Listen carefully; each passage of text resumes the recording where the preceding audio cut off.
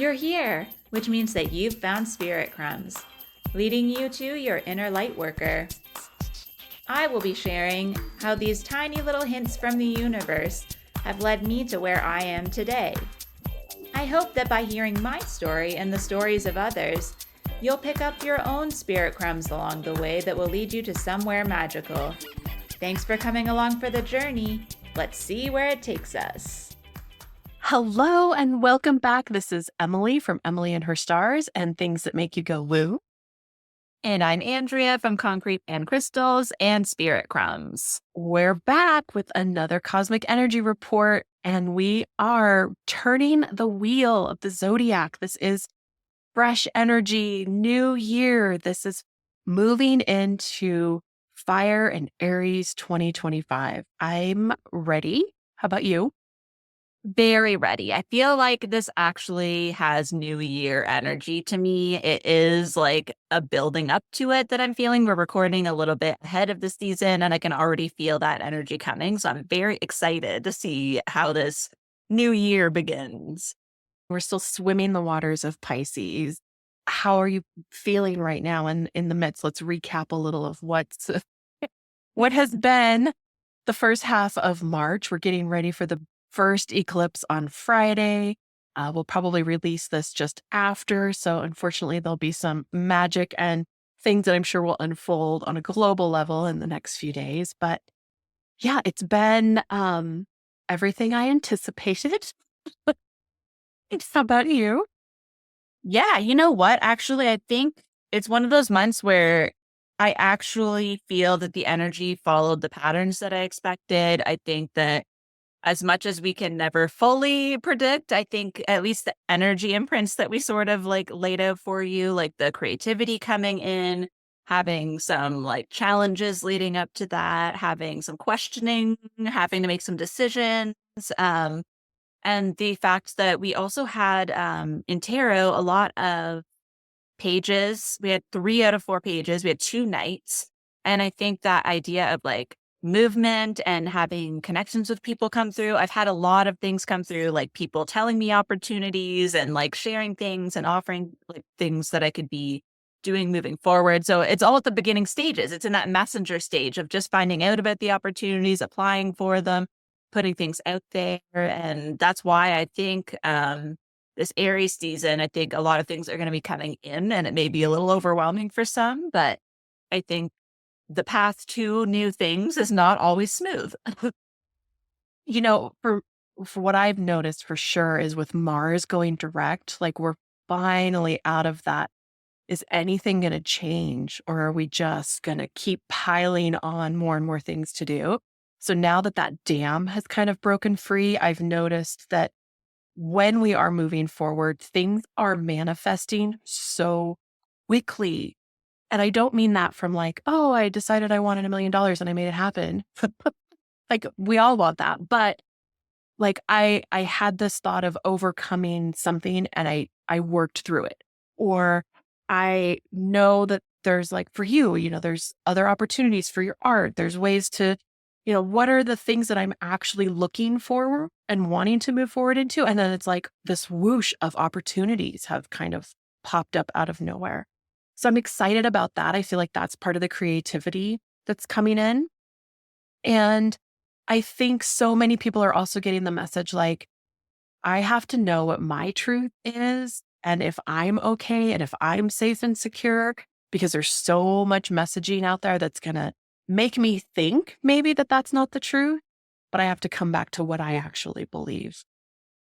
We are always operating on the collective level and the personal level. And I think that sort of getting stuck in one rather than the other, I think we always have to be connected to both, which is why I think last year's eclipse cycle really did bring our awareness to that to prepare us for like what was happening now. I don't think we would be doing well if we were in that while all of this was unfolding. I think it had to be like a precursor so that we have that awareness of like, we do need to deal with the self. We do need to, stand up for ourselves, but we do also need to make sure that the collective is, and the people around us are okay, and that we're looking out for them and we're not being too selfish. It's like that scale of like, I have to be selfish enough to get what I want, to ask for what I want. But I also have to keep in mind that like what I do impacts other people, and that I can, and it's also, I think that what I'm seeing on like a horizontal level.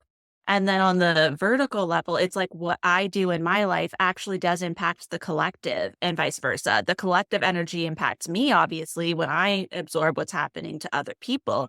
But also, even if I do one small thing, the ripple effect can be that it also goes up out into the collective. And I think that's sort of where these two axes, like these two connections, like that, now that we're in like the Pisces Aries, I think it's like the energy level of it. Like that's like the relationship level. And now it's in like the, how do I manage my own energy? How do I like plan and be like, strategic and make sure that I'm doing what I need to do, but also dream and think of like what an ideal world would be for everyone, but also what would an ideal life be for me? And I think it's going to be really interesting, but I can feel it already.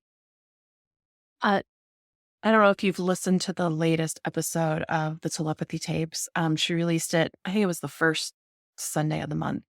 But it's about the mind spirit connection.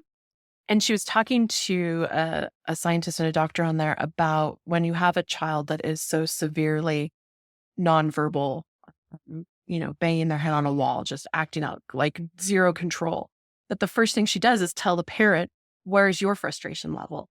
What are you feeling? Because if you regulate yourself, your child is going to instantly feel that, and they're going to be able to then understand that this is about how I regulate myself. But to take that into this collective idea of we are all learning to self-regulate, to manage our highs and our lows in a new way. And I think a lot of that is also happening because of the creativity coming in. It's like we have a new outlet. Scrolling isn't working. Shopping isn't working. My dopamine hits aren't working in ways that they used to. And I don't want to support the systems that those come with.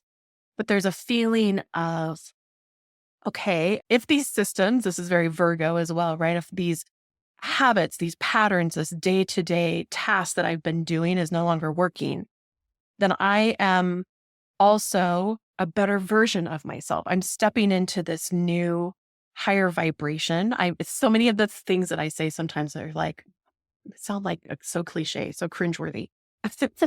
But it is a feeling of then holding that energy for those around us. Like we do become that beacon. And I think as more and more of us are aware of that, there have been huge ripple effects, not only in the economy, but in where we're spending our money, how the corporations are noticing it. Social media is, of course, going to change. It's just fascinating to see this message from the planets coming in and from the tarot to play out in real time, because it really is, I think, right on time, right on track. What you were saying about even like the way we spend our money and stuff, I think the fact that there's so much creativity is bringing us back to small business and like buying from local. And I mean, I'm part of an art collective in a downtown in a small town. And it's like, there's something so magical about seeing someone walk in off the street and like fall in love with something that the person who made it and how much it'll mean to them. I think, if we consider that on all levels, like whatever we can do, because I live kind of in a not remote, but like a more rural area, it's hard because there isn't everything in the downtown. So I do have to order stuff in, but I do my best. There's back where I used to live, there was a downtown art store, and I still order my supplies from them for printmaking because printmaking isn't as big here. My dream is to have a space here where that is for printmaking, but until that happens, I still need my materials. And so like I try as much as possible to not order from like go to Walmart or order from Amazon. I mean, there's some things that it's just for supply chain. We don't have it here and I have to order from certain places. But I think the more we can do that, it does actually have a huge effect if we all do that. And I think the energy of Virgo that you were talking about, like that day-to-day thing, there's also like the healing aspect of it and like the teacher aspect and like those things we can lean more into rather than like the structure part of it that we sometimes tend to rebel against anyways. I think too, I've noticed so much of the creativity now coming with, like you were saying, this feeling of like, just make it. It doesn't have to be perfect. We had, I love Capricorn energy because it will get us through anything, but there was also this feeling of structure and, the Saturn wants it to be good enough to sell. You got to make art so that you can sell it, so that you can get more money, so that you can just keep moving on that wheel. And Aquarius is like, just make it. I keep telling people in all my readings lately, like, run your little freak flag up the flagpole, let it fly, and just exist. You get to be this quirky, rebellious bundle of energy. You don't have to be or do something that's getting you to the ends. Simply existing is the ends. So in my Pisces newsletter, which arrived almost at the end of Pisces season, but I was determined to get it out to you because one of the messages I've been getting from people all year is to create things that I do have a Capricorn mind. I have been in retail. I've been in that energy for so long but my North Node is in Pisces. So like I'm trying to lean into that this year since it's, the nodal return. I'm trying to now's the time, if any, if I'm going to make a big shift into that energy. And one of the things people keep telling me is to create what I'm drawn to. I love sticks and bark. Do I think other people are going to love sticks and bark? I don't think that because it's not what I see out there. But I have had so many people reach out when I just shared little bits on Instagram of what I've been working on. And I shared it in my newsletter. But the message has been to start from joy and start from what brings you joy. And it's work from the inside out instead of oh, what do I think will sell? How can I make that? What do I have to offer that's similar to that? It's the joy that people are expressing through the things that I've made just because I felt like it. I made yet another cat print and put it out there. And I've had people messaging me that I haven't heard from in a while. And it's connecting me to people. And I think that is more the energy I'm going to be leaning into and just hope for the best. If I make it and I put it out there and I have somewhere to put it now where people will see it, then it's yeah, maybe people, even if when I've done markets, sometimes the highest compliment, even if someone doesn't purchase something, is someone who has an emotional reaction to it or comes right up and says, oh my God, that reminds me of my cat, or oh, that, reminds me of a forest I used to walk through. And it's that connection piece that I think we've been missing with the, retail, the way it has been, that very capitalistic society. I think now if we lean more into what I'm making because it's me, like you said, what makes me different, the quirky, weird stuff that you make is what people remember. And that's the thing. I leaned into the more quirky style, even in the shows I did in the last while. And people remember it. They see my work when they walk into a market. They're oh, you had a show at this place or that. And I think that is more of what we're going to see moving forward.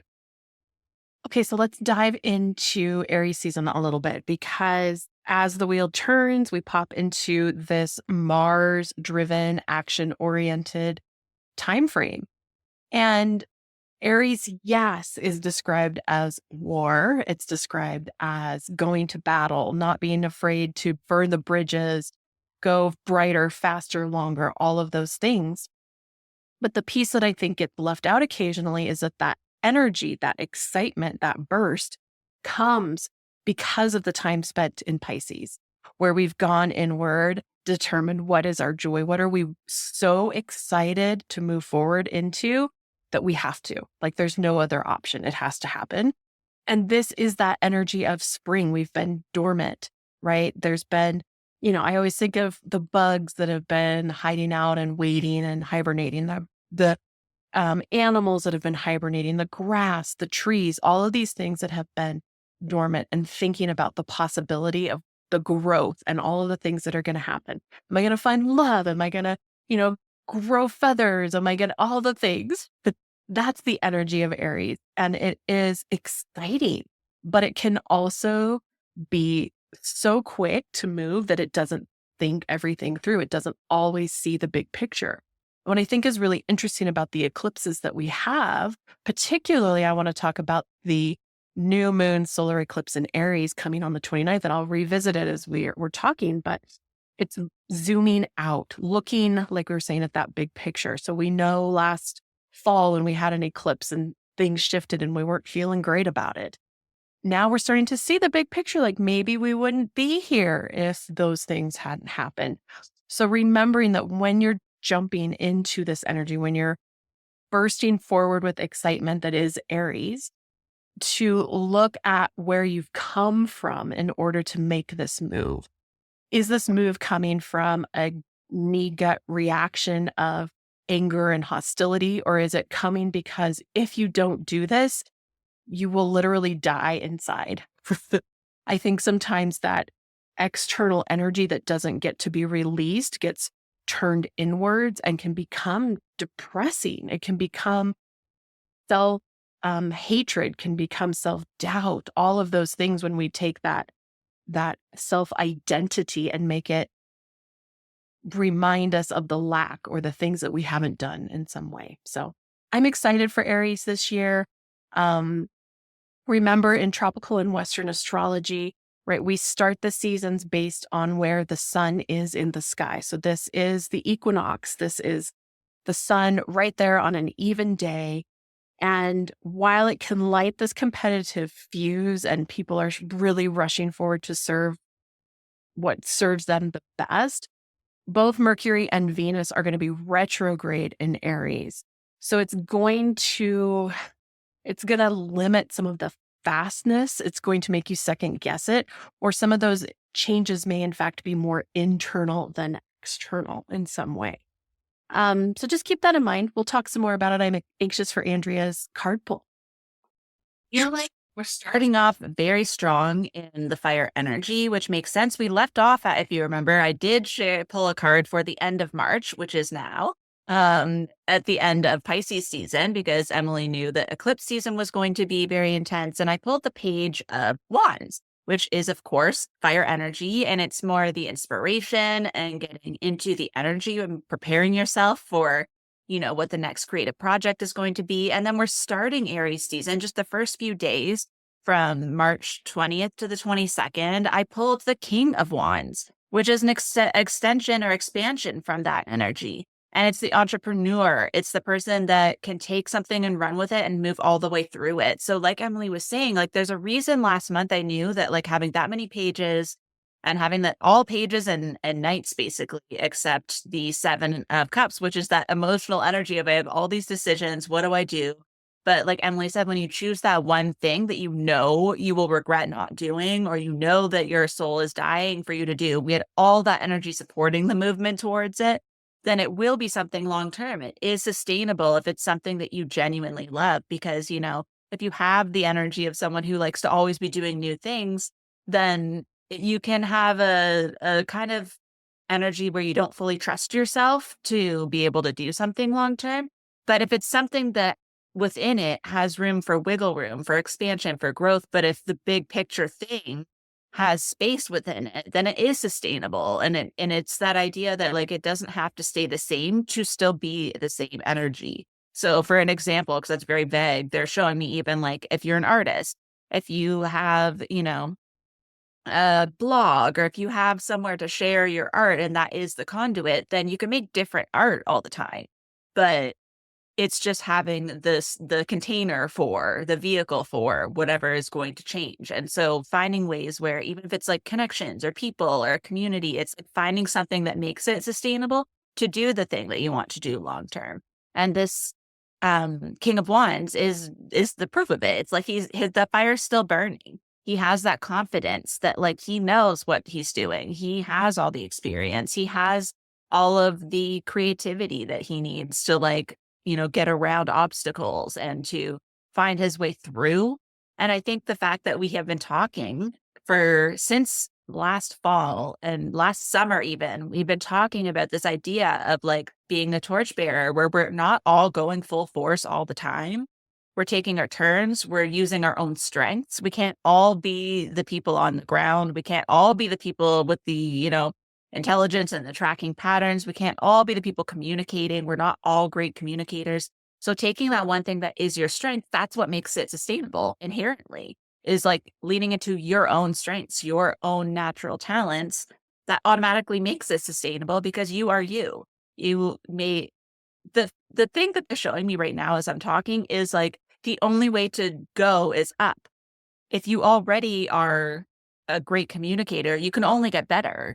Like the torch is only going to, like, the fire is only going to get bigger. And it's this idea that, like, the more we consider that if we can't control everything, we can control what we are doing. We can do more of what we are the expert at. We can put that out there. We can find more ways to reach more people with that. But we all have to be consistent in at least doing something. And I think we need it for our own mental health. We need it to be moving forward.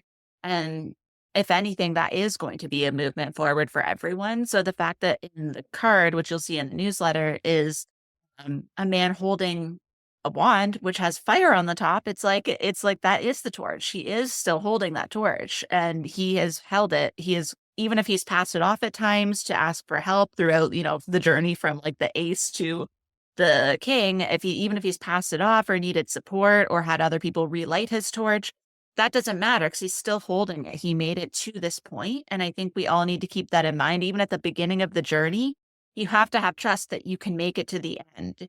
It's like when you put limitations on yourself where I'm only going to get this far, then you're already selling yourself short. You have a lot more within you than you even know. And you know that out of proof from like when you were a child, you had to gain skills to get even where you are now over time. So why would that change? Why would that change? You still have more to learn, but you are capable.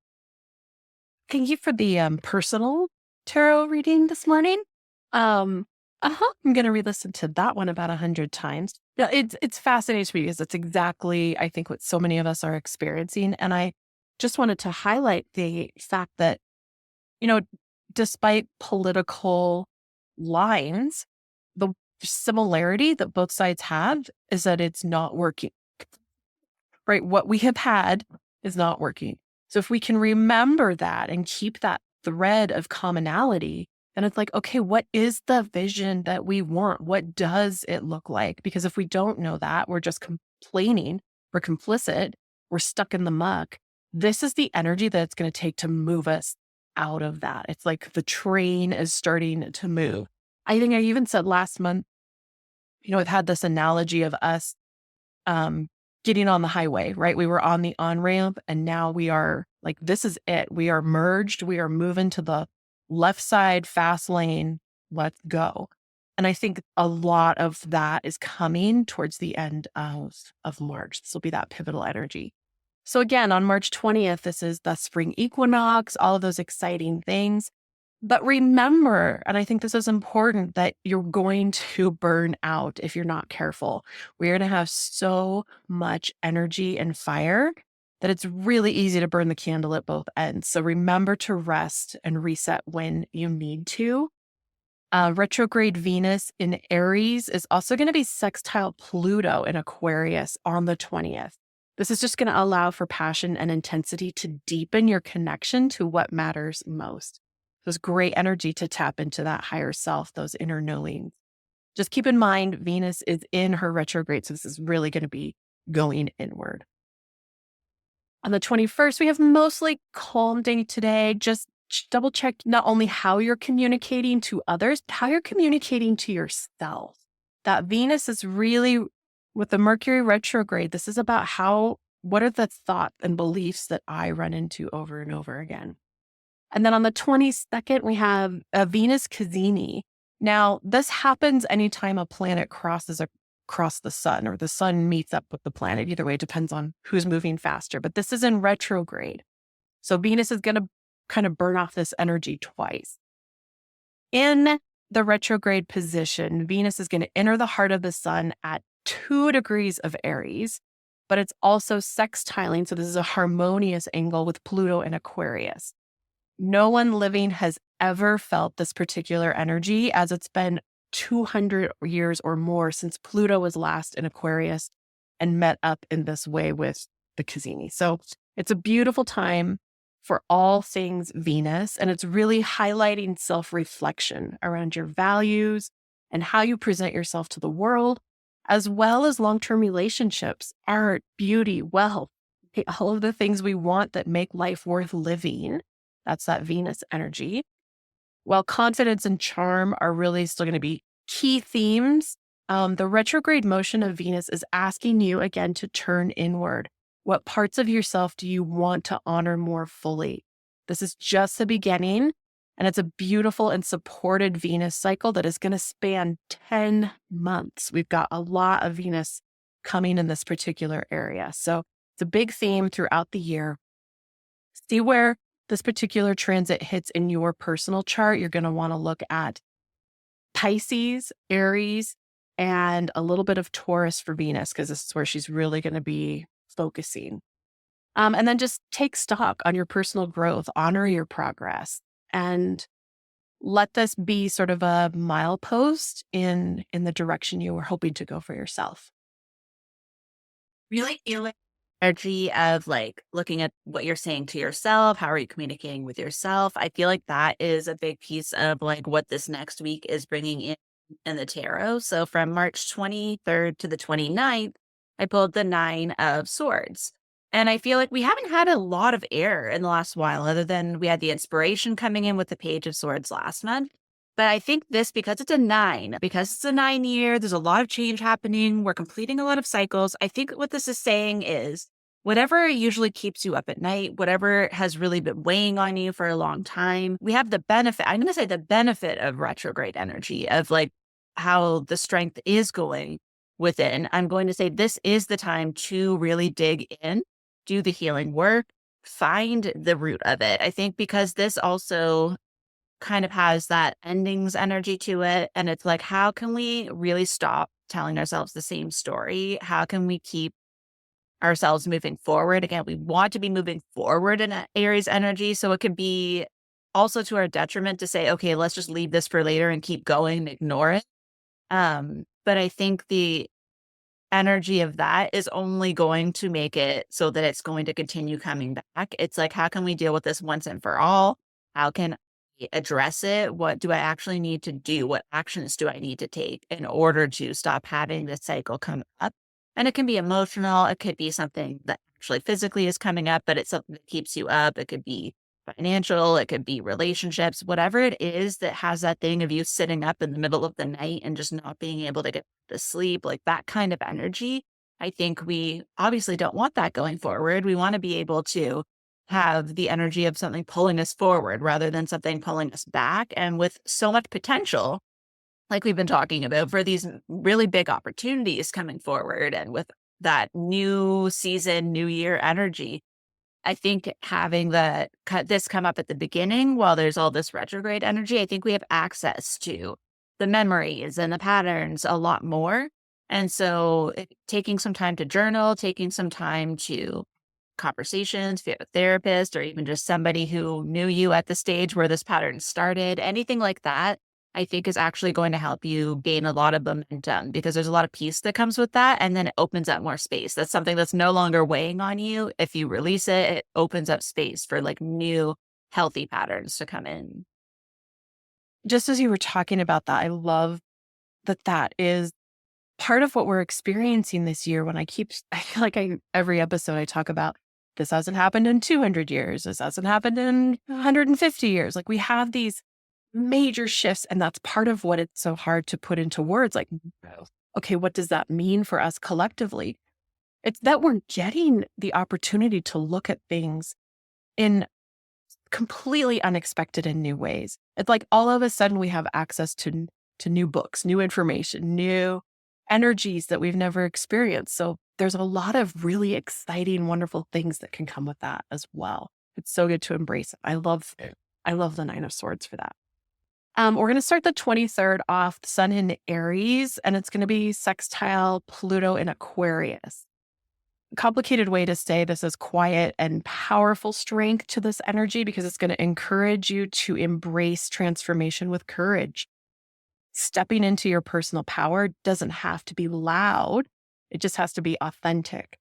However, Saturn in Pisces is going to be sextile Uranus and Taurus, meaning you've got to find the structure if you want the support. It's a great time to find creative ways to build long-term stability in your life. Really, like, can you journal? Can you plan how you want to infuse this vision with practical steps? On the 24th, we have the moon shifting into Aquarius. This is going to cool emotions down a little bit and invite you to focus on innovation and individuality. Great for brainstorming, reconnecting with your unique perspective. On the 25th, conversations today have the potential to transform and heal. So don't shy away from the deeper topics. With Mercury in Aries, and it's going to be sextile Pluto in Aquarius, your words can carry weight. So use them wisely and to tackle challenging topics with clarity and purpose. This is much more about speaking your truth, yes, but also to listen maybe in a deeper and more meaningful way than you maybe would have if you hadn't been aware. On the 26th, we have Mars in Cancer, and it's moving forward. Thank heaven, right? Retrograde's over. It's going to square Chiron, our wound in Aries. And this is going to bring a tense 2 days, possibly tearing open our emotional wounds and leaving us feeling vulnerable. But the purpose, there really is a purpose, and it's to show us that we still need to work through things before we can truly move forward. With Mars now finally moving and retracing its steps, it's likely that this is going to reopen something you thought was maybe taken care of last November, or even earlier this year.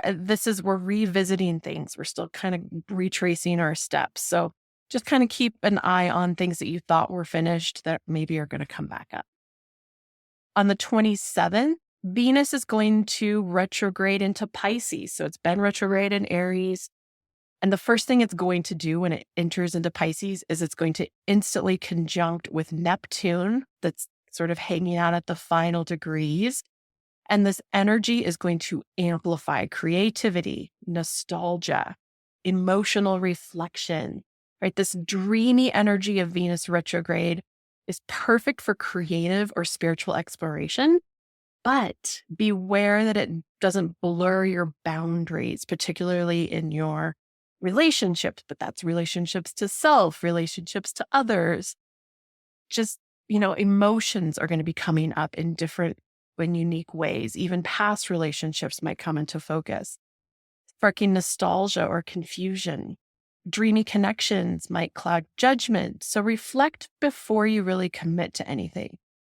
And this is an aspect I don't talk about a lot, but Black Moon Lilith is going to move out of Libra and enter the depths of Scorpio. And what's interesting about Black Moon Lilith is it really represents sort of the unfiltered frustration and anger and the energy in the feminine that is willing to burn things down.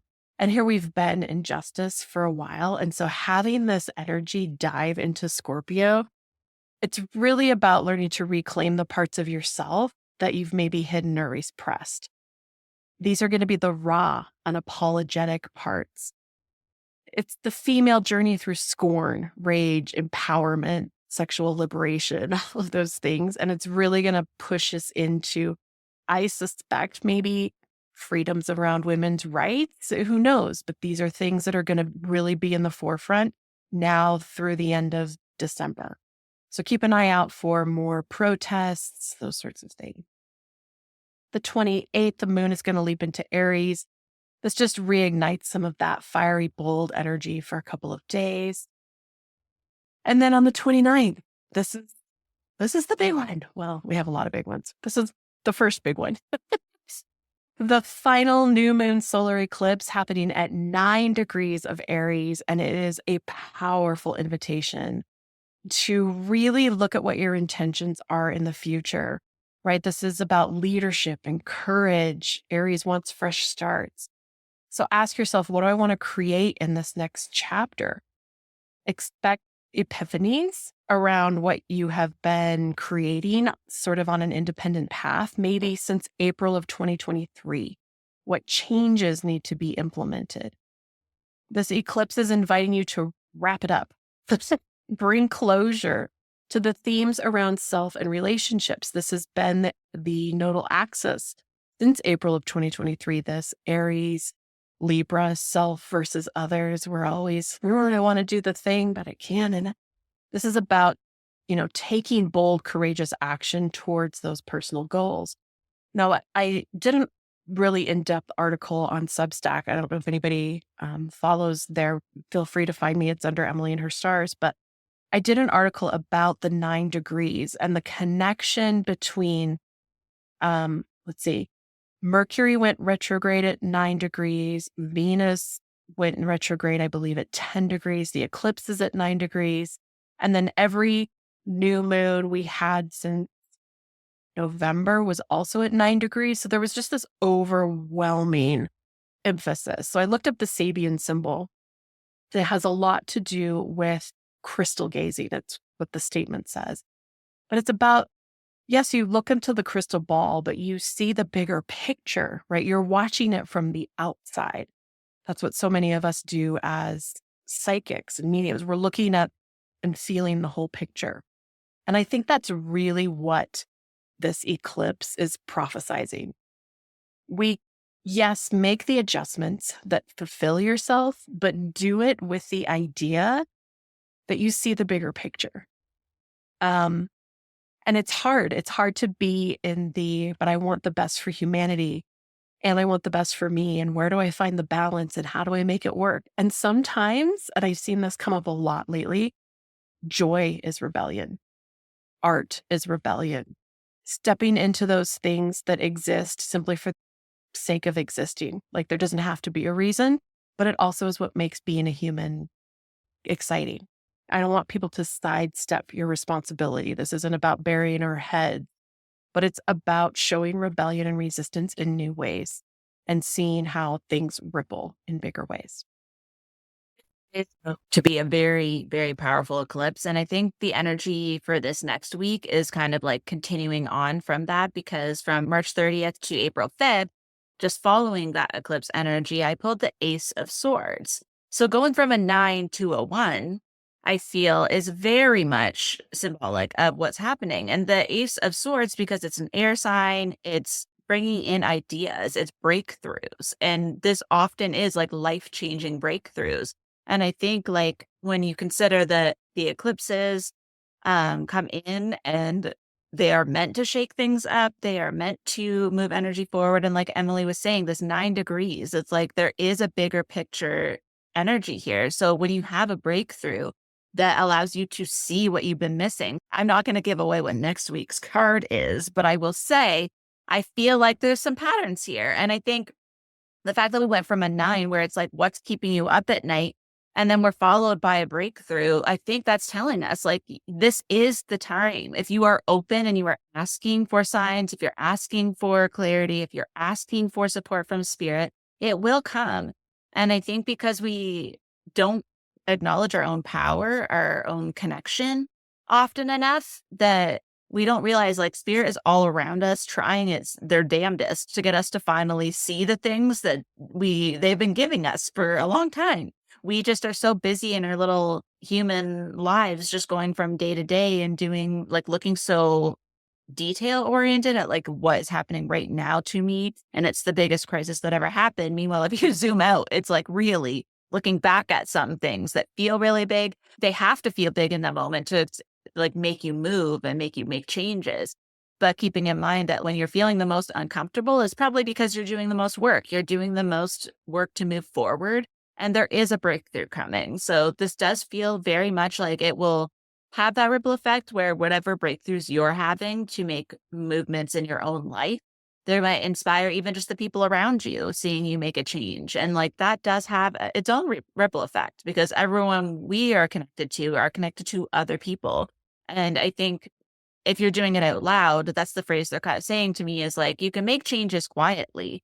But the people that are making changes out loud and sharing those changes are actually going to reach other people. And you can decide for yourself. Not everyone is going through a change that necessarily needs to be broadcast. Some people have to do things privately for many reasons. But if you're doing something exciting, that's a big change. Or if you're doing something to stand up for something, that's a big change. Anything that could be inspiring, I think this is a great opportunity to share it and share your story. Again, the more it is personal, the more it actually will will connect to other people. The more personal it is, the more relatable it is. I think we don't have to have it all polished and perfect and, We don't have to write a whole book before the message is valuable to other people. And I think as long as it's something that's valuable to you that helped you move forward, logically, we could just say, also, someone else could use that message. So just keep that in mind. If you have something where you're like frantically journaling out like these amazing ideas, just think, okay, would this help someone else? Maybe process it first to feel like what the big picture message is, even from those things. But I would encourage people, if they have the urge to share it, to do that. I love to, and when you post the pictures of this, the image of the Ace of Swords looks like a ram's horn. It's got that beautiful Aries energy. So I think that's so spot on. March 30th is really big. As if we needed any more in the month of March. But this is one of 2025's signature energies. And that's because Neptune is going to enter Aries for the first time since 1875. And this is where like alarmist bells go off, because this tends to be a signature of war in the past. The first shots were literally fired at Fort Sumter, beginning the Civil War in 1875 on the day Neptune moved in. So it's big. And what's interesting is we've had Neptune in Pisces since 2011. That's 14 years of us diving into the human psyche, right? We've upped trauma-informed programs. We've opened yoga studios, plant medicine, spirituality, mediumship, like astrology, all of the things, right? These have all come into the social woo, like we all accept it. From now until October 22nd, we're really getting a preview as this, radically spiritual and idealistical shift is going to move into the visionary future in Aries. And we really don't even know what this is going to be, but it's about changing long-term goals in ways it's hard for us to even understand. Neptune in Aries blends those visionary ideals that we had and makes us feel very connected to one another and in our trauma, but it moves it into bold leadership and encourages us to dream big and take risks and push you into new, exciting patterns. One of the things that there are in terms of patterns with this is we're moving from the energy of being saintly into heroic. Like we've all kind of gone from this, what is my purpose? How can I, bring others up along with me? And now it's like, I'm going to be the hero. I'm going to be the one that steps out and makes a difference. But then does everyone become a soldier? Then you start to see where things, everybody butts heads a little bit.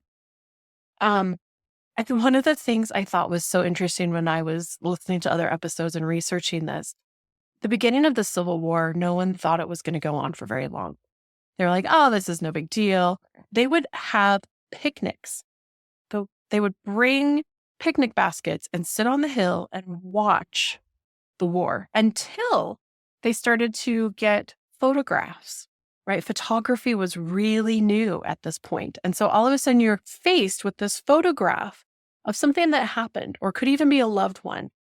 And it starts to lose its illusion, right? This idea of war loses the mystique and this fogginess that was kind of surrounding it. That's the type of energy. And it's hard to put into words like, what is this going to look like? There is almost a collective awakening in some way. Now, Neptune will retrograde back. Like I said, in October, it bumps back into Pisces for a hot minute before it moves fully into it in the very first part of next year. So it's a interesting time. So, Andrea, go ahead.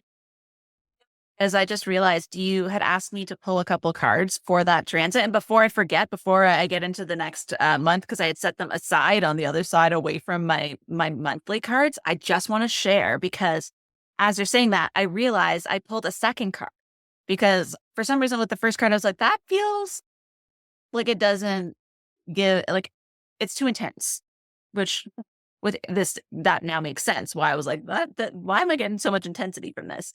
So the first card that I pulled, not surprisingly at all, is the Ace of Wands. But it's so crazy that I just had an ace.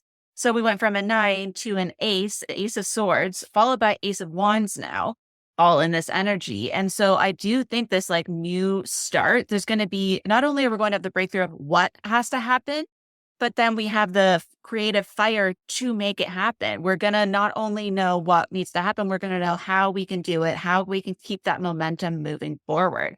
So even when it comes into the energy of like war or something like that, again, being the soldier, being the person to be the hero, you're not going to wait around for someone else to do it, even in your own personal life, not waiting around for someone else to save you or someone else to do the work for you. Having that breakthrough of like, where am I stopping myself? That staying up in the middle of the night, feeling upset about something without taking action. Like you're only going to drive yourself nuts. So I think at this point, it's just reminding us that like, yeah, this could be the spark to something really big. This could be something that changes your entire life. And sometimes that can be unsettling. Sometimes it can mean changing something. It could mean, and sometimes the other piece that's really coming through with this is that for some people with eclipse season, especially with this kind of big transit, sometimes it's not your choice. Sometimes something is forced on you. Sometimes you may be let go of a job. That's happening in a lot of, spaces right now. You may lose a job. You may have a relationship, and these breakthroughs might be, unsettling because it means letting go of something that was your stability or that was what in your day-to-day life.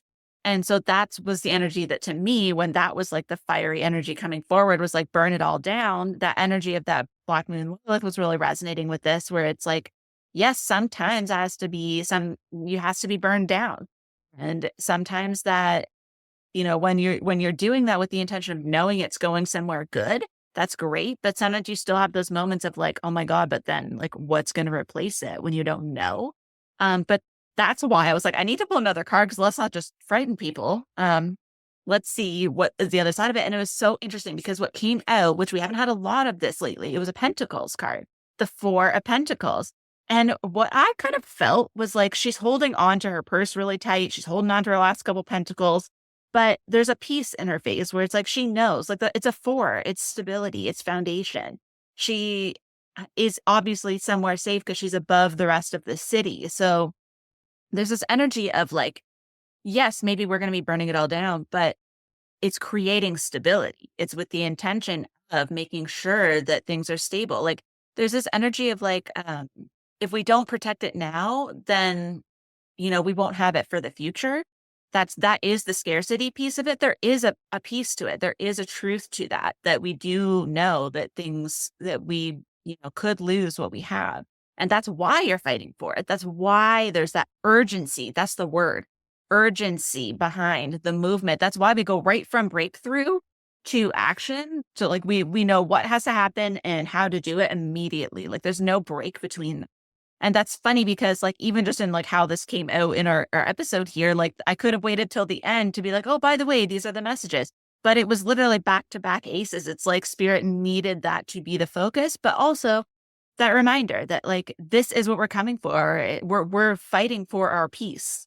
We are fighting for that stability, for that future, foundation, that new foundation. Literally the literal translation of this would be like new idea of what our foundation is going to be, what our security, what our safety is going to be, which is crazy considering how accurate that is for even like what Emily has been describing for these transits.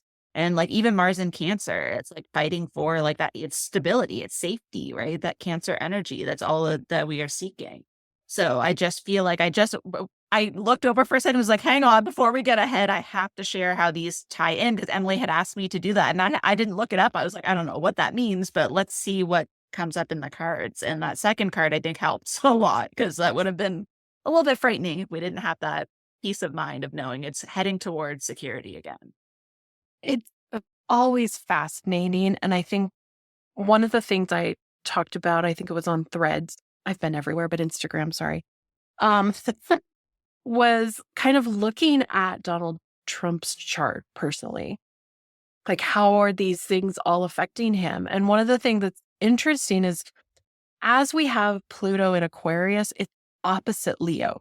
So Leos are having kind of a rough go of it. He particularly is a sun in Gemini, but he's got Pluto in Leo. And so he's got this Pluto opposition happening, and there's all these other things that are happening as well. But it's a feeling of old systems breaking down, and particularly like a kingly energy, right? The Leo is that king, that feeling of royalty in some way. And yeah, I just really appreciate that your cards. I think they're so spot on. It's amazing. On the 31st, just to finish out March, because whatever is coming, it's like going to be a bang, and we don't even know how it's going to unfold. It's happening. The month actually ends supported, blending the old with the new. So we've got the positive transit of Mars in Cancer, trine Saturn in Pisces. So this is offering really a steady and emotionally aligned energy for going the distance. It's grounded yet emotionally attuned. Really good for making steady progress on long goals. It's not about rushing. It's about staying consistent and aligned with what feels meaningful. This is definitely like a 4 energy. But we also have Saturn in Pisces, sextile Uranus in Taurus. So this is that tradition with innovation, creating lasting change that honors roots and vision. I mean, this is, if we could dream a future, this is exactly the type of energy we want that to be birthed under, I think, in some way. Moving on, April 1st, with Neptune really moving on into Aries. This is sort of a spring like no other. Thankfully, the first is mostly quiet. The moon is going to shift into Gemini. Mercury and Venus are going to remain locked in retrograde together in Pisces. This is for the whole first week of the month. So that kind of flavors this energy. On the 2nd, Venus in retrograde has its first of 2 meets with the North Node in Pisces. This is generally a positive energy, but Venus in going backwards, right? It's driving that definition of love inward. So this is really a window of time where you might have a breakthrough or discover a limiting belief that's been hanging out just under the surface. Moon continues in Gemini, so big thoughts. Your mind is going to be moving a million miles an hour. We also have a quiet day on the 3rd, and then on the 4th. This is kind of another big one. What's playing out, we've had so much of this Saturn energy, Saturn-Uranus energy, but right now, and for most of the month, we get sort of a positive combination. So in the past, where they have been in the square, they've been battling with each other. Now they're actually in sextile. This is a harmonious, it's a close energy. It's only 60 degrees apart. So it's not 90. They're not battling one another. And they're not 120, which makes them kind of supportive. It's more like they're cozy. They're helping one another out. What's exciting, I think, about this, because this flavors all of April, is it's breaking you free from those limiting situations and beliefs so that you can find solutions to old problems. This is why I think, even why we have so much destruction and change and things coming, underneath it all is this beautiful layer of Venus and Saturn. And you're like, they're all supporting us and pulling us towards the North Node.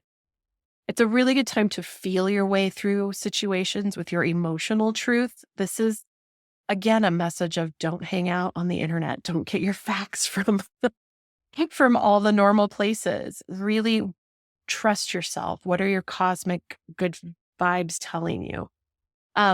Saturn and Mars are also both in harmonious sextiles with Uranus. So this is just like fire lighting up all over the place, but it's revolutionary and it's breaking free in profound new directions, and not necessarily in ways that are going to be all about anger, although that's inherent with Aries. It's just maybe hopefully doing it with a bigger vision in sight instead of just the absolute moment. And then one last thing. On the 6th, they have the second of 3 meetups between Venus and Mars. In January, when they first met, Mars was in retrograde and defensive were high, right? Everybody was like, where's the danger coming from? That's a little bit of that Cancer energy. This time, Venus is in retrograde and Mars is direct, and it's confusing internal emotions rather than a lack of action. So it's like, well, how do I feel? How do I change? How can I look at this in a different way? So be careful not to deal with these confused emotions by drinking too much or escaping into unhealthy addictions, right? There's going to be a feeling of like, this is too much. I got to get out. So to maybe ease some of the pressure, there are some other aspects. Sun and Jupiter are going to be in harmony. That's going to give optimism. So it's a type of day where there could be a black cloud, but you might see a little bit of a rainbow. There might be an opportunity somewhere to find a silver lining of some sort. Still, silver lining energy ending off the week is sort of how we move from that intense week into this following week, because for the fourth week, from April 6th to the 12th, I have the 9 of Wands, which is back again in the same position it was last month, where it was the second last week. Emily and I are currently in that week right now, from the 9th to the 15th in March, but this is coming back again at that point. But what was interesting to me, the pattern I was talking about when I said I'm not going to tell you what the next card is, was the fact that we went from the 9 to a 1, and now we're back to 9 again. And we had technically we had 2 aces in the middle there, because technically that transition from Neptune into Aries was within that other week. So we went 9 to like that emphasized 1 energy back into 9. So it's like, don't get too far ahead of yourself. Like, there's still more work to do.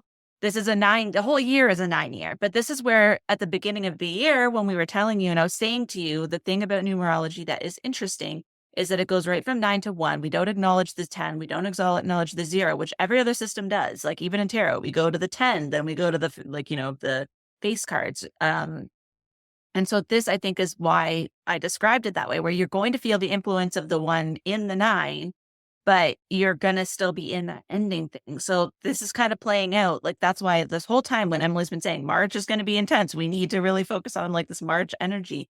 It's because this is where we're kind of feeling the themes of the whole year in 1 month.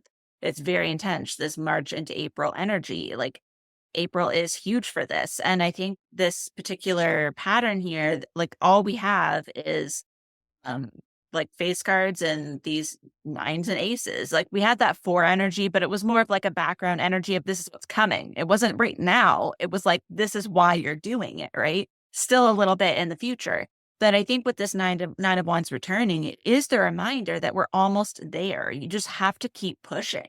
It's like, you cannot give up now. You have to continue. And the thing is, the more intense it feels, the more uncomfortable you feel, the more it seems further away, but it actually is when it is the closest. And so I think with the more intensity there is, the more potential for change there is. If things are feeling smooth and chill, then nothing's going to change. You have to keep the pressure up. And if you think of that in your own life, like, as soon as you get out of a habit, one day out of your habit and you'll never do it again. It's like, you have to continue. And that applies collectively. You can't say like, oh, I made my point once, and so they're going to make the whole world is going to change. You have to be on it. And like, that's why, again, we come back to that energy of the torches. Even in this one, she's holding a wand that has the fire at the top. It's like somebody always has to be manning that flame. You have to maybe the position is the same, maybe the energy is the same, but we can't all be like, we have to take turns doing it, and we cannot let it stop. And so if you see somebody who is the only one out there yelling in your neighborhood, because if you look at, even if we are looking at an election, like here in Canada right now, we have a new political leader, and the misinformation, that's where I was almost turning into a troll writing in the comments, not a troll, but I was almost like in the comments fighting, because it is infuriating for people with no education or information to just be repeating phrases. And it happens in every situation. The side that has the least to offer people has the most to say that's easy to repeat. So the people without education are the ones who put the biggest mouths, because they are emboldened. They have the flame within themselves. They know their talking points because they're simple. There isn't much to say, but the side that has the energy of like knowing what's at stake, it's so complicated that it's hard to have one catchphrase, because it wouldn't encapsulate all that all that's beneath the surface. How do you explain hundreds of years of work towards human rights in one phrase? How do you give that a catchphrase? Like it seems silly, but we almost need that at this point. And I think the fact that we're so close, it makes it feel like you don't have to do the work. And so here we had people saying that Mark Carney just decided he was the leader and it came out of nowhere and there was no election. This system that we are in has been around for hundreds of years. If you cannot Google, if you can't, I keep commenting, like, do a little Google, do a teeny weeny little Google and figure it out yourself before you repeat something. I am far too worried about looking stupid to just repeat the first thing I hear. I have to go see, like, is this really a thing before I even believe something? So I cannot believe how many people don't know. That was just because Justin Trudeau stepped down. There was a deadline for him to leave. They did an election within the party, not for the whole country. It wasn't an election. It wasn't a race for prime minister. We don't even have a vote here. We just vote for our riding. Like, we don't even vote that way anyways. Even if it was an election, we hit like Justin Trudeau or like Mark Carney, their name wouldn't even be on the ballot unless you were in the riding they lived in, like they work for. It's like, and then I keep saying to people, it's free to Google, first of all. Also, it's free to register in the Liberal Party and then vote. And if you had done that, because people are saying only 100 and something thousand people chose the prime minister. No, they chose the leader for the party because they registered and then they went online and they voted.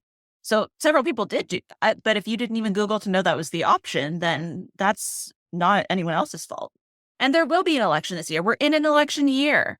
It just happened early, and he'll probably call it soon to just get it over with to make sure that the momentum stays there. Again, keeping the momentum going. You don't get complacent. When he has the support, he's obviously going to call an election when he's favored. Like the insanity of just saying, "Oh, it's a dictatorship." All of a sudden, like, what?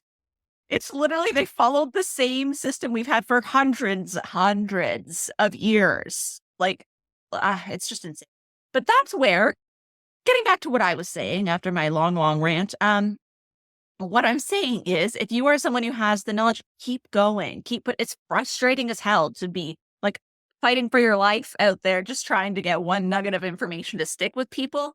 But we have many nuggets. That's what I'm saying. In the grand scheme of things, big picture, it does matter. It does need to continue because, yes, we won't always be in a dumpster fire. Eventually it will be put out. But right now we're in it. And nothing's going to change if we don't use the momentum we have. As the knowledge is spreading, it's like we need to continue that. It needs to spread. It's the kind of fire that you do want to spread. It's the opposite of usual when you're trying to tamper. Other people want to put the fire out, but we're like, no, let's keep going. I feel like we need to embody the energy of France and just burn it all down and then make our point. But I think that's what this is. It's been now 2 months in a row in that same spot where it's like the month is almost over. It's tempting to say, whatever, let's take a break for a week. But no, keep going. You're very, very close.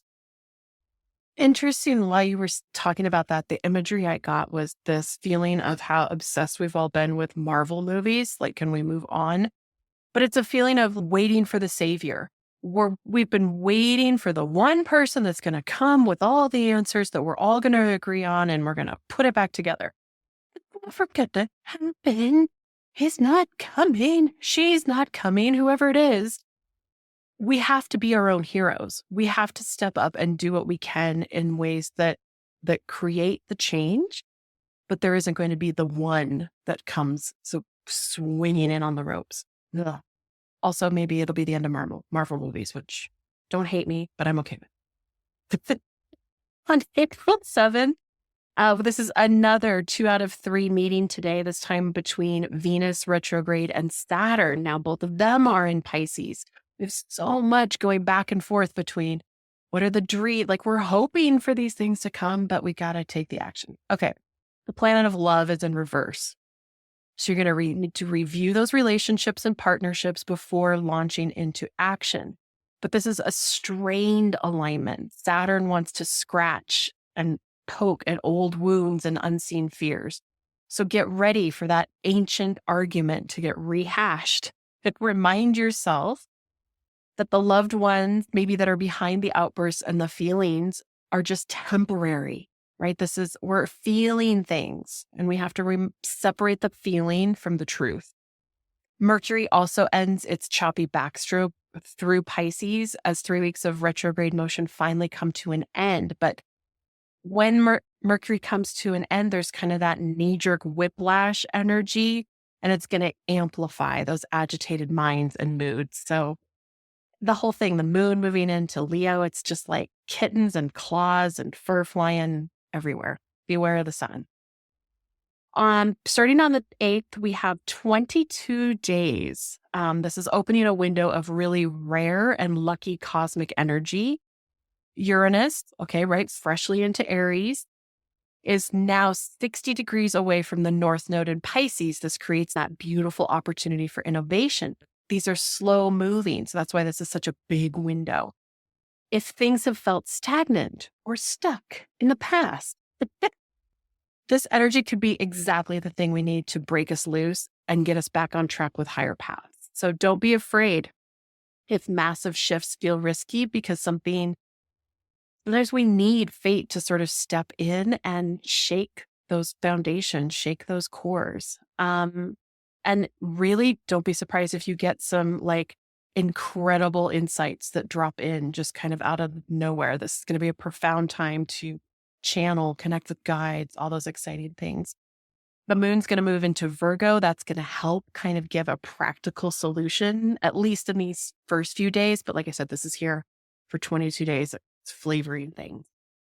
On the 9th is pretty quiet. On the 10th, we have Mars in a lucky trine 120 degrees away from the North Node.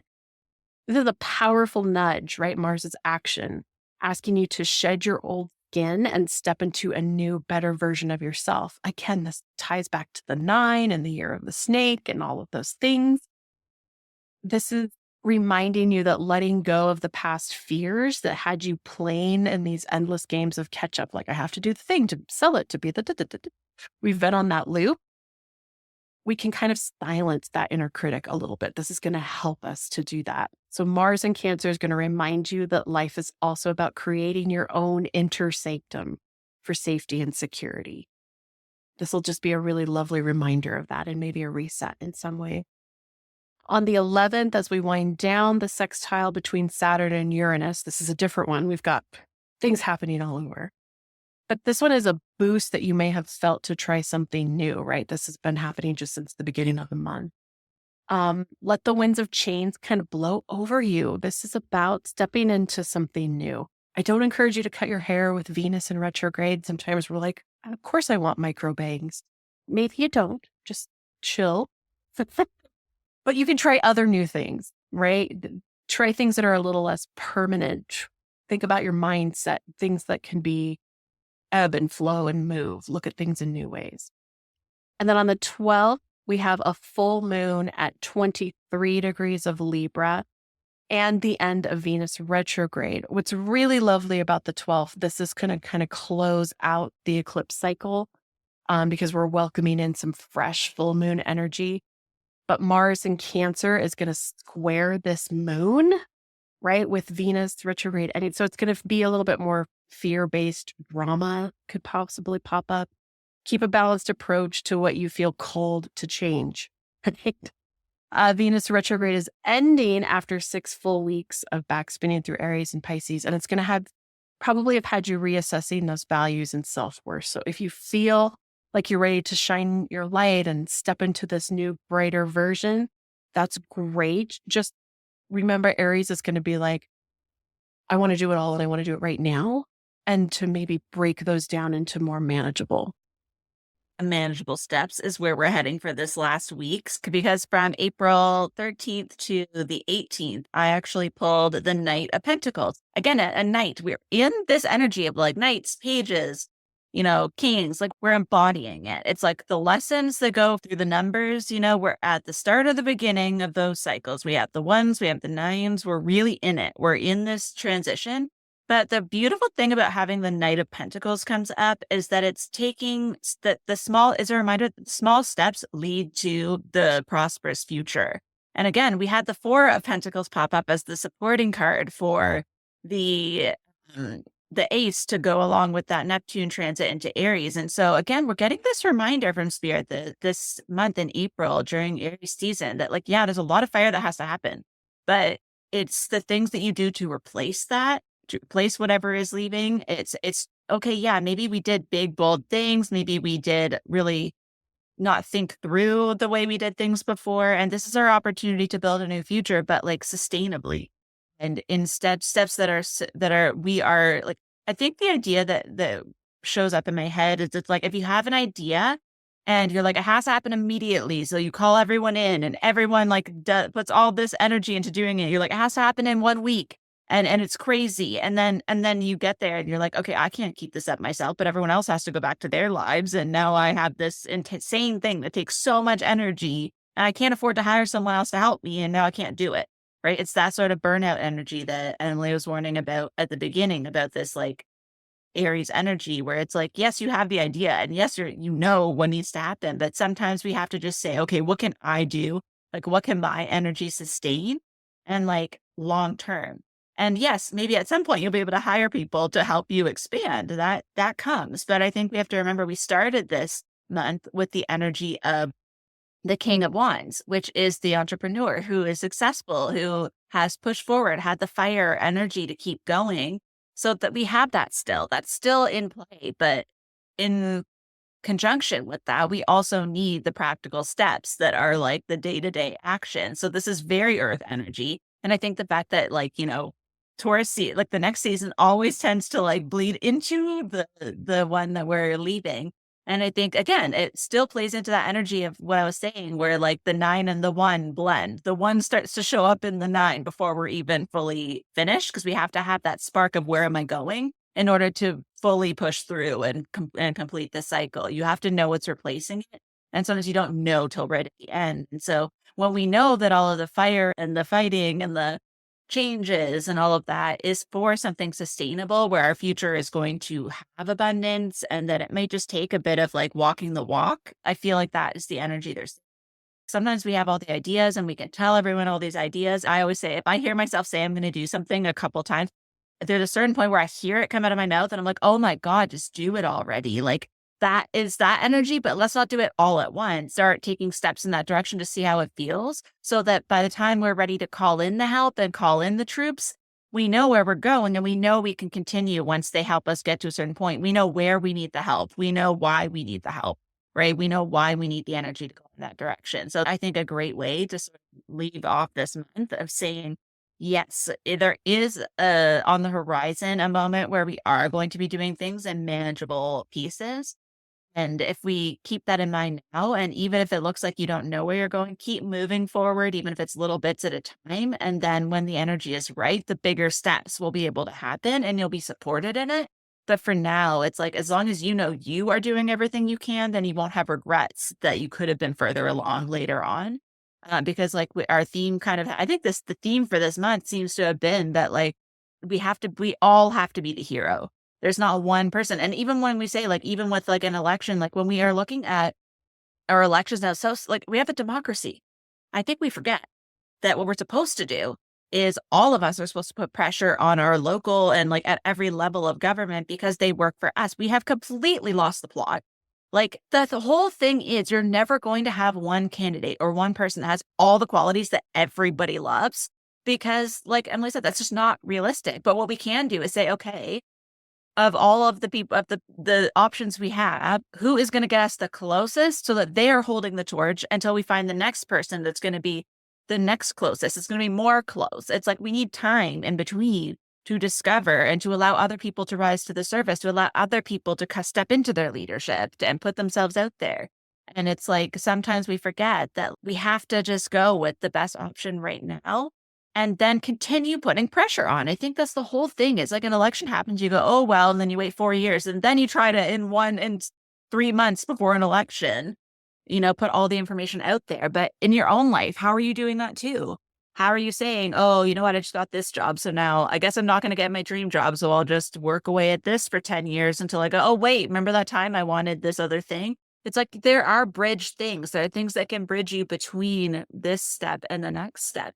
There always has to be that forward moment. Maybe you get disappointed that you didn't get the dream job you applied for, but maybe there's one that's like a little bit closer that you can apply to. And again, that Knight of Pentacles, you're still taking action steps forward, but they're practical. They're in a way that you're not going to burn out. They're in a way where like you're ready then for when a bigger thing comes. But if you don't move at all, then you're not going to get any closer and the time will still pass. That's I think another phrase. It's like we all have to be the hero. We all have to keep pushing forward, but the time is going to pass anyways. We can't stand around and then try and make up for lost time. All these cliches are coming in my head. It's like, it's one of the worst things is when you feel like you have to make up for lost time because you didn't do enough when you could have. We don't want to be living in hindsight anymore. We cannot do that. That is not sustainable. We all have to keep doing tiny little things forward, and that will have way more impact than trying to all chaotically at the last minute come together. Amen, sister. I like too that this is the week where we're finishing out some of the Aries, like we're moving closer towards Taurus. So we're going to have a little bit more of that energy coming in.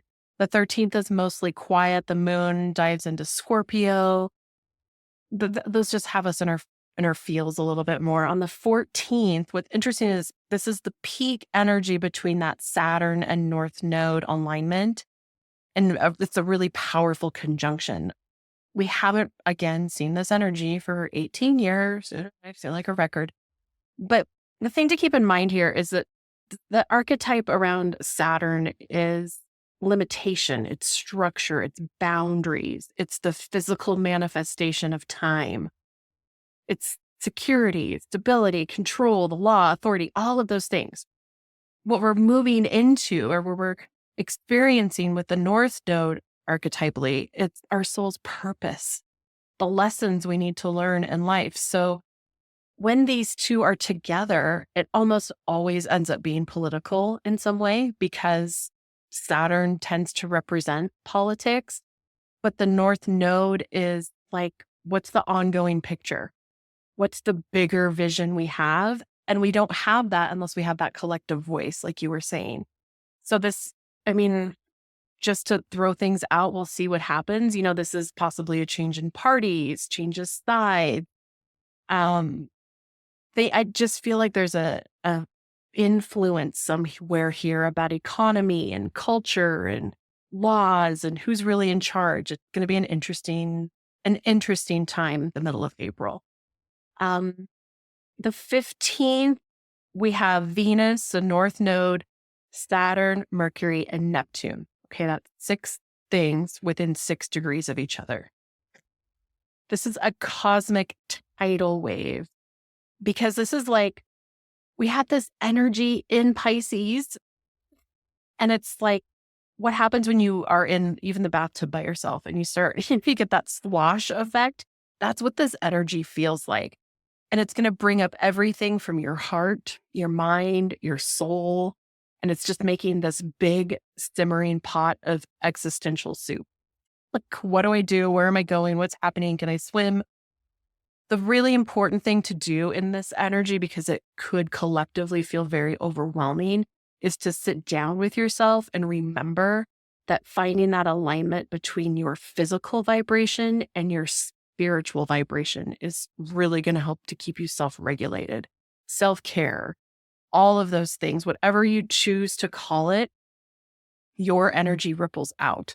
And you have to be responsible for your own ripple, your own vibration, in order to create what we want. Peace begets peace, right? You have to create what you want to see. On the 16th, things continue to get a little bit heated. Starting today, all the way through May 10th, Mercury is going to be traveling through Aries. Remember, it was already here for a tiny window back in March. This likely then sparked serious misunderstandings, particularly because it was during eclipses. And now it's time for the fog to lift and clarity to return. Mercury is going to break things down. It wants smaller steps. It asks why, but it can sometimes be a little tricky in how it gets there. Make sure that you're clearing the air, moving forward in ways, working together. Mend some of the bridges you might have set fire to if you need to during this time. On the 17th, this is going to be an awkward conversation day. So like maybe yesterday you realized you need to have it, and today it's like, okay, I have to do it. Mercury is going to meet up with Neptune, but they're both at 0 degrees of Aries. Again, this is something that happened the last time in the late 1800s. The exciting part about this meetup, though, is that your logic and your intuition are going to get kind of this supercharged burst of energy, but they might lack a certain level of compassion. When they met up in Pisces, they were thinking about the bigger picture. They were thinking about like, how do I make this work for everyone? And now it's like, who cares about everyone else? What's in it for me? So I encourage you to kind of experiment with this, but don't rush through and forget to test run things, because with the moon in Sagittarius, it's going to be like, just shoot the arrow. Let's go. It's going to be interesting. It's going to be electrically charged. Neptune makes things a little foggy. And when you add that to fire, you get steam. And steam, we can only take for so long. I think of getting into a steam sauna and it's like, okay, I literally can't breathe anymore. So think about how you feel in that and maybe remember to back out and cool things down. And then the 18th, I want you to think back to about the projects that you were really excited about and working on way back in November of 2024. What happens today, you might get a little bit of a blast from the past because Mars is finally re-entering Leo, where it's going to stay until June 17th. So we had a preview of this. This was pre-election. This was when we had optimism and hope in so many ways. And we're getting that back. Now we're going to have to retrace some of the retrograde steps. Yes. But this energy is about competition. And so maybe focus more on your own priorities and where you want to earn that trophy for yourself. We've had a lot of Pisces, everybody gets a trophy. And this energy is like, no, we have to pick someone. So keeping that in mind, particularly I think in the political view, it might be like, okay, we're ready now to hand the torch to someone. Like your card said, like, we've looked around, this is our best option. We're moving forward in this new direction. We'll see. The moon is going to be in Capricorn, going to encourage you to kind of make a to-do list. But let that long, slow burn kind of move you into Taurus, because it's going to be exciting as well. The hits don't stop coming anytime soon. Interesting, because like we have this ongoing relationship with the cautious optimism, but I do actually think that like because we can start to see things happening, we can start to see the shifts. I think it's easier this time around having that optimism and hope sort of like come back. I think it's like, we know what to do with this now. It's like, it's not so hypothetical anymore. It can actually be applied to something. If we go back to those, like the back-to-back aces, like we have the realization and then the fire and the spark and the creative problem solving right back to back. So I think that it's going to be really potent. And it's funny because we haven't talked about our media choices in the last couple months because there's just been too much. I mean, we had like 3-hour episodes. Like we've been keeping you long enough.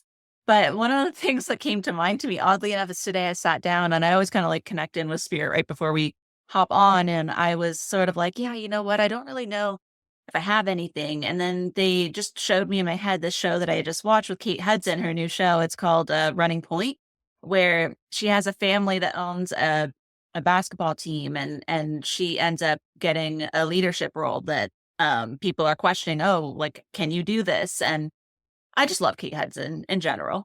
But I also watched The Voice with my parents, and she is one of the guest like mentors for the season because she herself, and the reason it was like coming forward in my head is like, she is someone who, she has had this long career in acting. She could just keep doing acting and that's it. But she started a whole career in music because she has a passion for it. And she went, you know what, I'm going to do it. And that's the kind of energy that this month has, where it's like, yeah, you may be risking something by doing it. And you know, my Jupiter is in Aries. So I do tend to have luck when I take a chance on something. But I think there is that energy of like, she is somebody who, and then I looked it up and she is an Aries. And I was like, I just thought the show was the symbol and the fact that she did that. But then I was like, curious. And I looked up, she is an Aries. So it just, that's the energy that I think we're kind of leaning into here is, yeah, maybe a risk, and maybe we have to just say, again, take the trophy is what made me think about it. I was like, oh yeah, I was thinking about that. Like sometimes in order to get the trophy, you have to do the work to get there. And you also have to show people that you're like, what they're showing me right now as I'm saying that is like, nobody wins a medal for something they didn't show up for. Like, if you're going to be in the race, you have to run the race. You can't just be at the finish line waiting and being like, where's my trophy? Like you can't take an Uber through a race and be like, I got here first. Like you literally have to have, there has to be valid. There has to be a reason to get that kind of energy. So like, I do think sometimes that Knight of Pentacles we left off with, sometimes we forget that that's part of it. We have to do the boring stuff too. We can't just do the fun parts of things. We have to kind of do both. So the like Emily's suggestion to like, really focus on the human and the mind and like the body in addition to the spirit, like have that connection to ground ourselves. Like, yes, we have that idea in mind, like this is what I want to do and I'm excited about it, but we also have to know that there are practical parts to it as well. We can't just be in the exciting fun part all the time. It's so funny because I had a movie pop into and I wasn't sure if we were going to talk about it.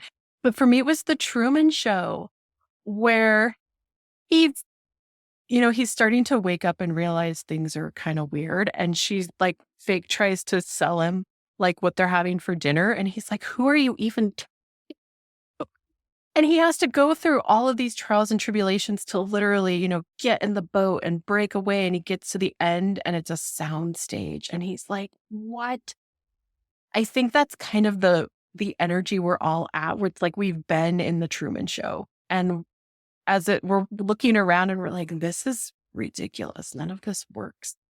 But we don't know what's on the outside of the soundstage, and we don't necessarily know where we're going, and we don't know anything other than that internal sense of this isn't working any longer. So yeah, I love that you picked that. I absolutely adore that. And every time I think of the Truman Show, I'm just like, good morning. In case I don't see you, good afternoon, good evening, and good night.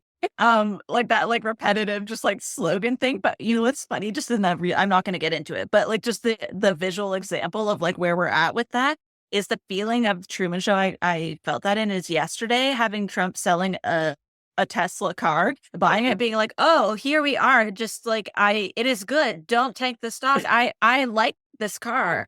I for sure drive car all time. Let me sit. Oh, wow, computer. Oh my goodness, you don't want me to drive this, do you? Like, how are we watching this on TV? Like, how does nobody see like what this is? How do people think this is real life? Like, it's so crazy. But I literally was commenting on all the posts I saw where I was like, they might as well put him on a spinning wheel at like an auto show and just have him wave. Like, what purpose does he serve with a car like that? Like, what does he think he's doing? Has he even ever been in a Tesla? Like, give me a break. He was a Tesla in an interview. He was like, I am going to get a Tesla. And I was like, this, I mean, like, it's so like, how does nobody see what's happening here? But no, I love that. I think the analogy too is like, it's like, it hurts to have that realization. Yeah. Sometimes you want it to stay the same. You want that repetitive, good morning. And in case I don't see, you want that, like that simulation sometimes can be comforting. And I think that's, I don't blame people for sort of like the people I know. That's part of the reason it's so hard to make change is that when you don't know what the alternative is, it can be frightening to leave that behind, the like what you've always known. But I think there's also like the excitement of like, wow, I could have something even better that I don't even know is there. Like, and I think that's what we as humans, like we go between the two. The excitement of something new that has to outweigh the comfort of what the old is. So I feel like that was such a good movie choice for like where we're at right now. This like transition from Pisces into Aries. Cause like Pisces is at the end, that last little bit of the energy, the subconscious, the like discovering, oh my God, that's what's under there. Like who knew? And then it's like that cusp of like, okay, here we go. This is brand new territory. It's still going to be very interesting to see even what unfolds just in March after we record this. One of the things I wanted to talk about quick before we go is I've been hosting Cards and Cosmos once a month. It's always the first Saturday of the month at 10 a.m. Mountain Standard. We meet for 90 minutes. Andrea was there last time. We had so much fun. We had a great turnout. and I customize the card pull to what the astrology is so that you are getting the answers meant specifically for you. But then we also get to share that as a group and see if someone else pulls through, a different meaning from the cards that maybe you missed, or to look at things like, are we all going through the same lessons? It's just so much fun to be in that energy. And I also wanted to say that if you join now for the next 3 months, you get to bring a friend for free for 3 months. So it's a buy one, get one. Just something really fun, I thought, because there's nothing more fun than having your friends there so that you can talk about it when it's over. And I love that Andrea's coming. We have so much fun together. And I'm also going to be going to her exciting offering. So I'll let you talk about that in just a second. Other than that, I've been busy writing articles on Substack. I've got some new, I've been doing a lot of art projects in the background. So there are things brewing that I'll be sharing more about soon. But they involve elements and ancestors and my own versions of sticks and twigs and moss that Andrea collects. I'm doing some interesting, exciting things. So I'll talk about those more down the road, maybe in our Inviting Shadow episode. But yeah, what's going on in your neck of the woods before we go? I'm so excited, first of all, for Cards and Cosmos. It was so much fun last time. It was kind of nice to like pull cards for yourself and then sort of like by sharing, like Emily said, like hearing other people's insights into like what else it could mean, sometimes we can only see from our own understanding. So it was a really cool way of like having the spread, pulling the cards, and then immediately getting like feedback from other people. So even if you're just practicing, you're just learning, it's a great way to like see what other people pull from the same things. And I feel like for this month, I'm going to be doing something new too. I chose Aries season, of course, to do something new and start something fresh. And this year, I was realizing last year, I ended up skipping a bunch of not a bunch, I think it was 2. But to me, it feels like a lot because I'm a Capricorn. But I feel like the fact that I didn't have the energy and the capacity to do monthly recharges every month at the end of last year, I just knew that it wasn't going to be sustainable. Again, this is making a change to make it. Thank you so much for joining me on another episode of Spirit Crumbs. You can find me on Instagram for this podcast at Spirit Crumbs. Or you can also find me at Concrete and Crystals for my own spiritual offerings and more tidbits about my own journey. Thank you for listening, and we'll see you in the next episode.